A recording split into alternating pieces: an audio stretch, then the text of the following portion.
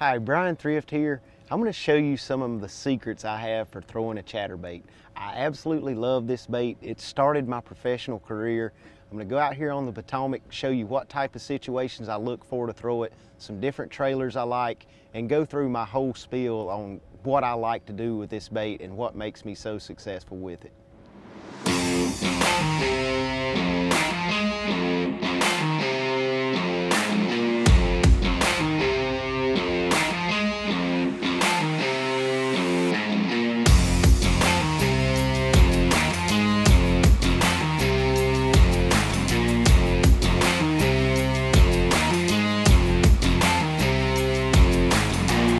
All right, I'm pulled into an area throwing the chatterbait now, and this is the bait that really started my career. I mean, it's probably the main reason I'm a professional fisherman. I won a Costa event on it back in 2006 on the pro side. It's actually the first professional event I ever entered, and the chatterbait was the reason for that win.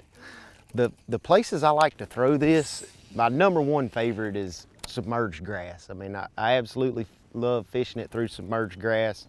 You can see here we're in a huge grass flat. There's some shad right there actually spawning right now. And that's a huge thing to look for with this chatterbait.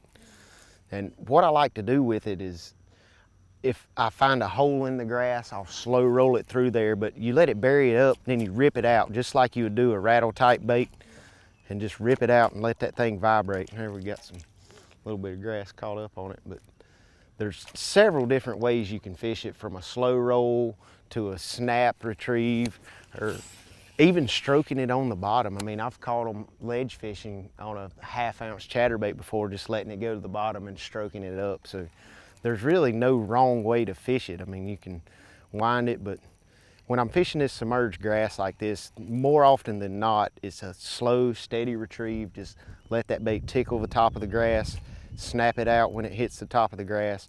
And what that does is, if fish are tracking that bait, just that erratic movement a lot of times will get them to bite. You bury it up in that grass, pop it out like that, and that bait will jump forward, 6 or 8 inches.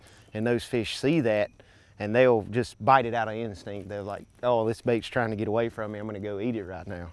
So, good gracious, I don't know what that was. It was big.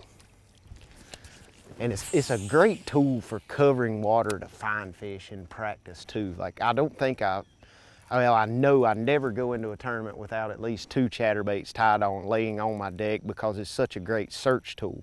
I may end up figuring out a better way to catch fish on another bait during the actual event, but the chatterbait finds a lot of fish for me. Like, if I'm on this huge grass flat, I mean, the grass goes for a mile and it's 100 yards wide. I can put the trolling motor on 50%, 70% and just fly down through here covering water with this chatterbait. And when I get a bite, I can put the power poles down, thoroughly saturate the area, and see if he's got any buddies hanging around with him. That's what makes it such a good bait right there. One thing a lot of people don't think about when they're throwing a chatterbait is what that bait's actually doing under the water, like what depth range is it running at. Because when you're fishing grass, I mean, if you're fishing a flat the grass is a foot under the surface, you obviously want that bait to stay high, but you may also be fishing a place where the grass is 4 feet under the surface, but you want to throw the same trailer. And you can actually change the depth this bait's going to run at the same retrieve speed just by changing your line size. And I do that a lot. If I'm on a great chatterbait bite and I'm fishing different type areas with it, I'll have one rigged up with 20-pound P-line tactical fluorocarbon, and I'll have one rigged up with 15-pound fluorocarbon. And what that does is it'll let the bait with the 15-pound line run about 1.5 feet deeper, just because the line diameter is so much different. So that's one little tip you can use to help get your bait deeper and still be able to wind it at the same slow speed that you're winding the same bait on 20-pound line in shallower water. And another way you can do that also is changing your trailer. A big bulky trailer is going to have a lot of drag, so it's going to stay higher in the water column versus a slim trailer like a Demiki Armor Chad or some kind of fluke style bait. You'll be able to wind that bait deeper is also just by having that trailer. Here on the Potomac, I'm out here on this huge grass flat throwing this chatterbait, But it's not just a grass bait. I mean, it's great around laydowns. It's great around boat docks. I absolutely love skipping it under docks. And one thing that'll help you guys with your skipping of a chatterbait is choose a big bulky trailer that's wide, it's got a large surface area. Because if you think about skipping a rock, you want something that's flat and it's got a big surface area that's going to allow it to skip good. You put that on the back of your chatterbait, you'll be able to skip it a lot better than you say with a little twin tail grub or something like that. And I'll show you the trailer I like the best for that. This is a Demiki Knockout. You can see it's got a huge wide profile, and that huge flat surface lets that bait skip real well under boat docks. And I like to throw it on a little bit bigger rod. This is a 7.2 Fitzgerald frog rod that I helped design for frog fishing that turns out is also perfect for a chatterbait. But the reason I choose a rod this length is so I can make super long casts and I can get a good hook in fish. It's got a nice soft tip, but it also has a lot of backbone.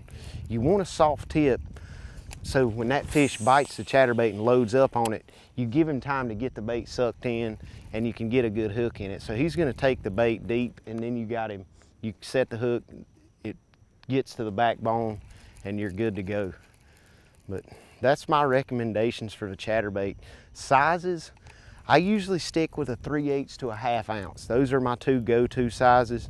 The 1/4 ounce is great, but I find that the 3/8 and the 1/2 works best for most situations I use it for. When I'm skipping docks, 90% of the time, I'm throwing a 1/2 ounce chatterbait. And that's strictly for the weight, so I can make a longer cast and skip it farther.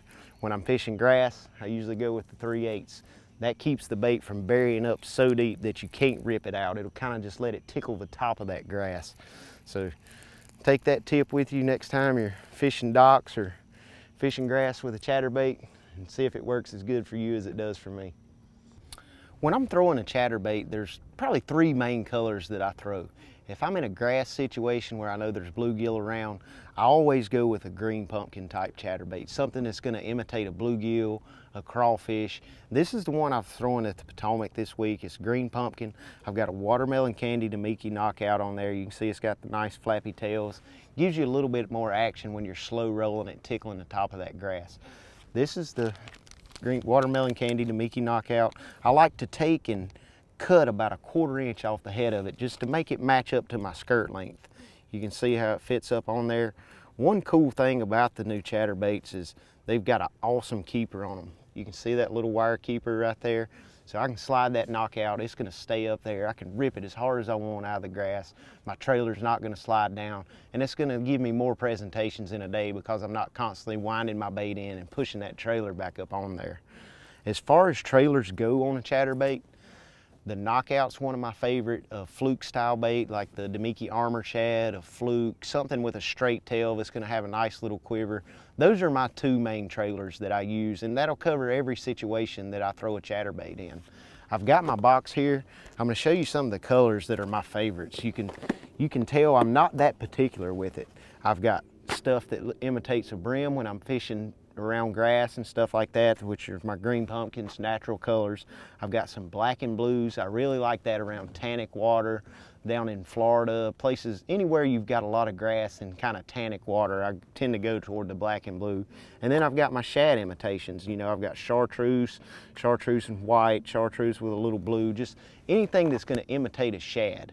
When I throw this one, I usually always put the Armor Shad on it, some kind of white silver flake, something that's going to imitate a shad, and I'm throwing it around a shad spawn. And this is a great bait anytime you've got that shad spawn going. Again, this is my setup. Keep your colors simple. You know, you don't have to buy one of every single color. Find 4 or 5 that work for you and stick with them, because confidence is the main key in fishing. These are my 3 confidence colors for the chatterbait. Try them out, see how you like them. When I'm throwing a chatterbait, probably my main season, well, the window that it's gonna be my go-to bait is gonna be pre-spawn through post-spawn. I've caught fish on it in the summer and the winter, but it seems like there's other baits that may be better options for summer and winter time patterns. But if I'm in a pre-spawn situation, you can bet your bottom dollar I'm gonna be picking up a chatterbait and throwing it a lot in practice. And that's just because it catches big fish, it allows you to cover water, It comes through cover great. You can skip it. I mean, it does everything you want a bait to do in pre-spawn conditions. And that's one of my favorite things about it is that simple fact right there. I mean, I won a tournament at Okeechobee on this bait pre-spawn, and it's been in my hands ever since then. So make sure you check them out. If you're in a situation on your home water, you've got grass, docks, whenever your pre-season bite begins, pick up that chatterbait, give it a couple of days, and go figure out how to catch some giants on it.